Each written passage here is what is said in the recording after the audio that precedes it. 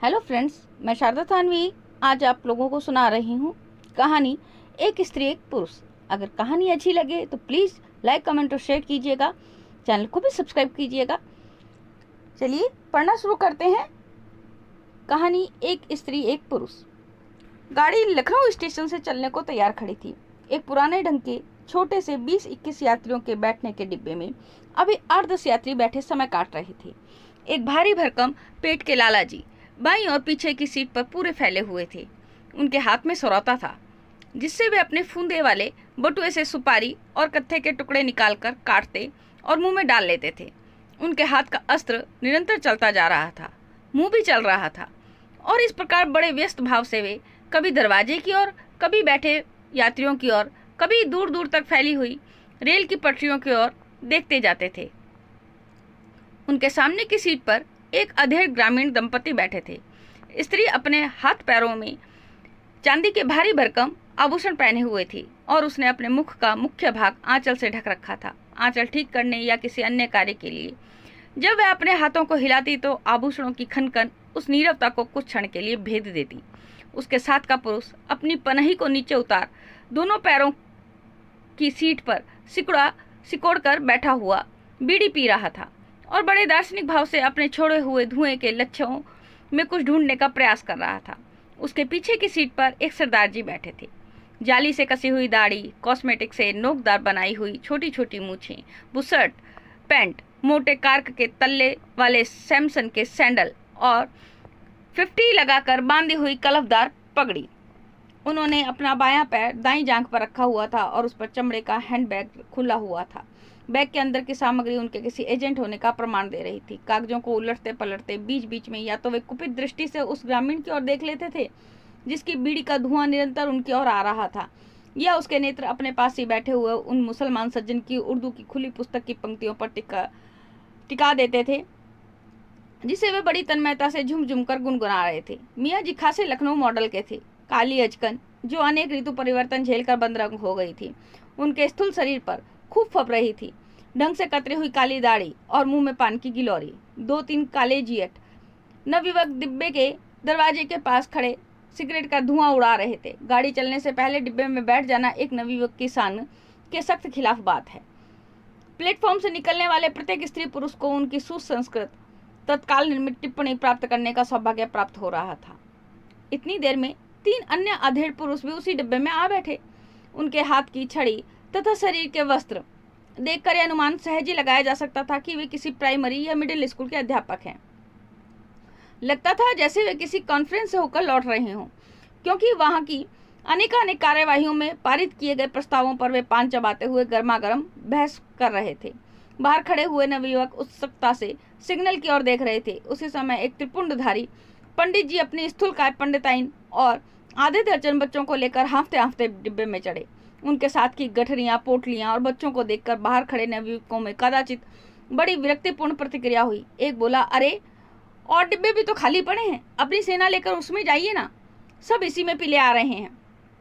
पंडित जी को दाएं बाएं देखने की फुर्सत नहीं थी। हड़बड़ाते हुए बोले, भाई गाड़ी छूटने वाली है, आपको थोड़ा कष्ट तो होगा, बस 2-2.5 घंटे की यात्रा है, कानपुर तक ही तो जाना है। और पंडित जी तथा उनके परिवार ने दाईं ओर की सीटों पर अधिकार जमा लिया।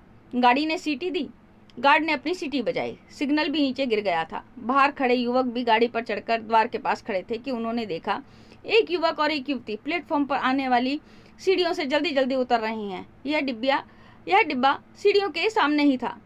वे इसी ओर बढ़े।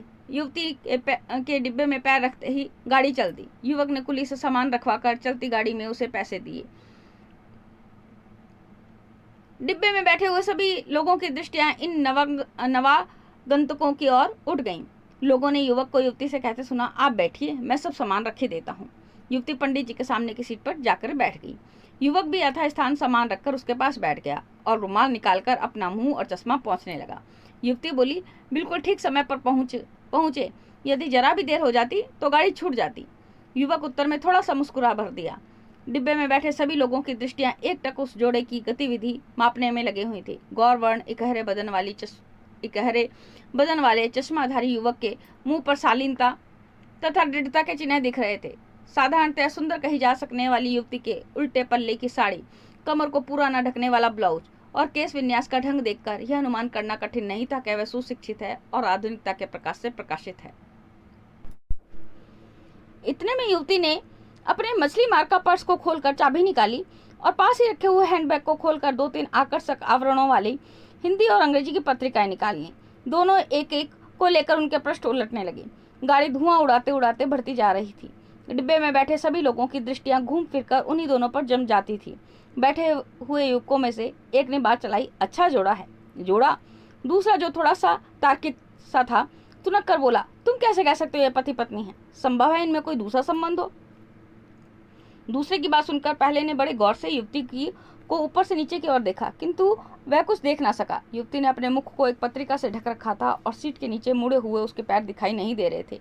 इतने में वह पत्रिका को अपनी जांघों पर रखकर उसके पृष्ठ पर पलटने लगी। इधर बैठे हुए पहले युवक ने सतर्क जासूसी की, किसी दृष्टि उसके सिर पर कुछ खोजा और फिर अपने मित्रों से, जो स्वयं किसी महत्वपूर्ण गवेषणा में लगे हुए थे, धीरे से बोला, मालूम तो विवाहिता होती है, किंतु मांग में सिंदूर का कोई चिन्ह ही नहीं दिखता। सरदार जी और मियाँ जी इन युवकों के सामने ही बैठे थे। वे भी बीच बीच में कई बार अपनी दृष्टियां उठाकर उन ओर देख चुके थे। यह बात सुनते ही उनकी दृष्टियां भी अन्य युवकों के साथ ही उस युवती की ओर उठ गईं। किसी को सिंदूर का कोई चिन्ह नहीं दिखा। उधर लाला जी भी यही सोच रहे थे। हरौनी स्टेशन से एक सज्जन उनके पास आ बैठे। वे उनसे कह रहे थे, अजीब जमाना आ गया है। सिर पर पल्ला तो जैसे आज की लड़कियों को काटने को दौड़ता है। थोड़ा सा सिंदूर डालना भी आजकल उन्हें भार मालूम पड़ता है। उनके सम्मुख बैठे हुए ग्रामीण दंपति ने यह बात सुनी। स्त्री अपने घूंघट के अंदर से कई बार उस युवती को देख चुकी थी। उसके केसों की बनावट, कानों में पड़ी हुई पतली पतली बालियां, साड़ी, छोटा सा ब्लाउज, सब कुछ उसके लिए बड़े विस्मय की वस्तुएं थी। सिंदूर का नाम सुनते ही जैसे वह चौंकी और युवती के केसों को बड़े ध्यान से देखने लगी।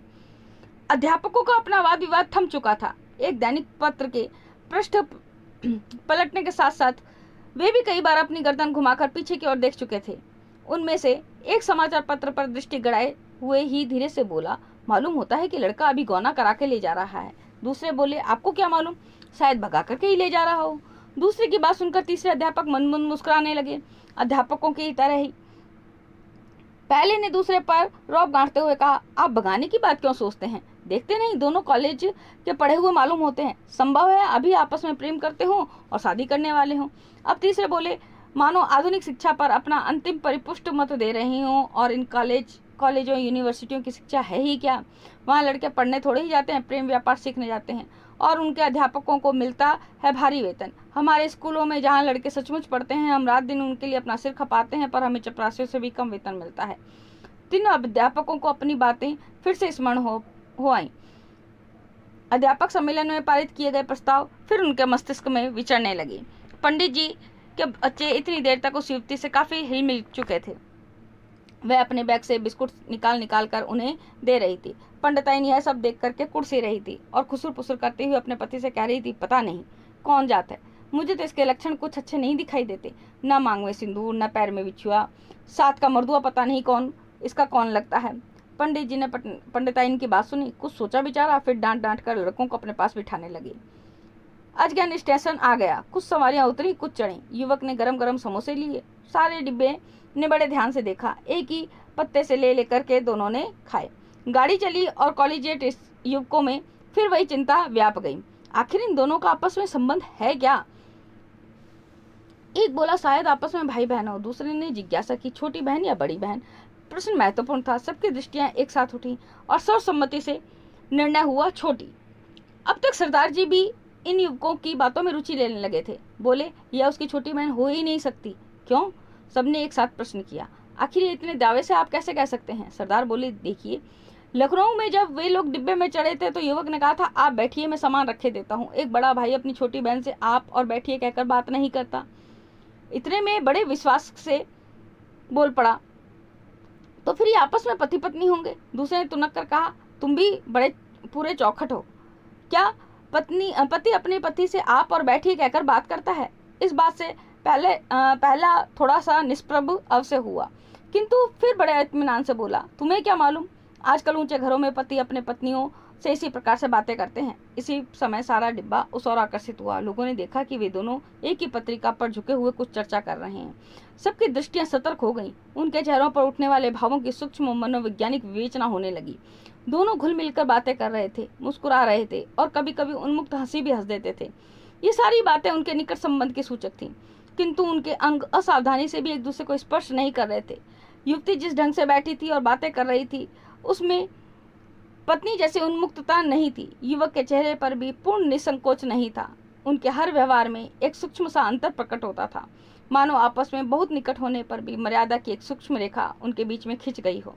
इस घटना से डिब्बे में बैठे हुए सदैव दूसरों की चिंता में रत रहने वाले व्यक्तियों का अनिश्चय और ऊहापोह बढ़ गया। आखिर इनका आपस में संबंध है क्या? एक महत्वपूर्ण समस्या उनके सम्मुख उपस्थित थी।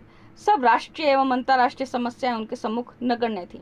मुख्य समस्या थी डिब्बे में बैठे हुए एक स्त्री और एक पुरुष के आपसी संबंधों का उद्घाटन।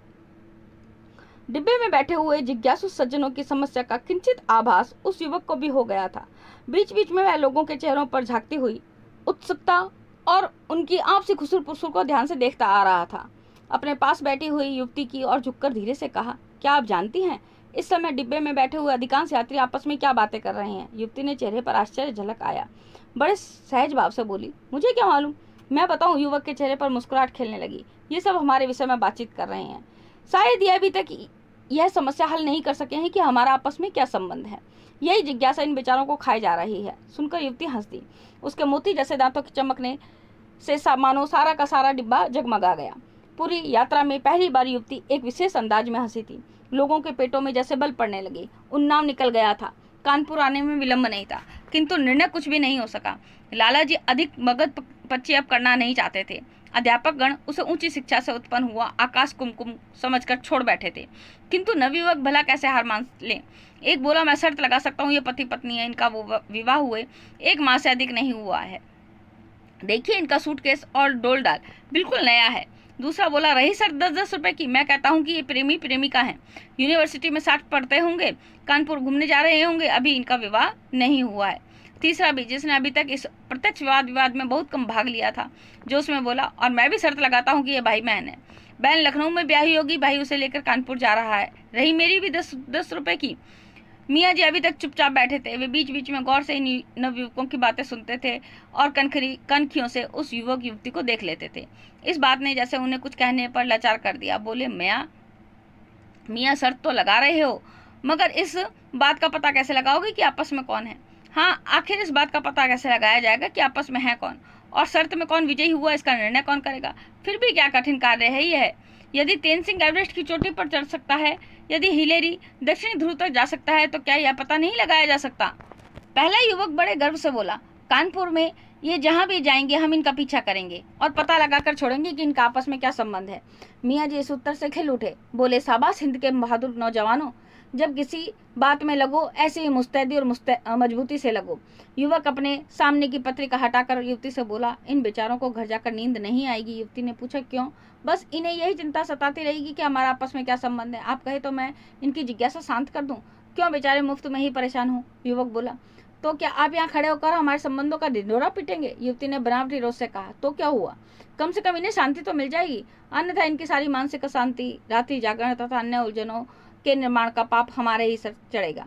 और वह युवक भी पता नहीं किस मिट्टी का बना था कि युवती हाँ हाँ करती रही, पर वह अपनी जगह पर बड़े अस्वस्थ भाव से उठ खड़ा हुआ और बोला, लखनऊ से मेरे साथ यात्रा करने वाले यात्री भाइयों।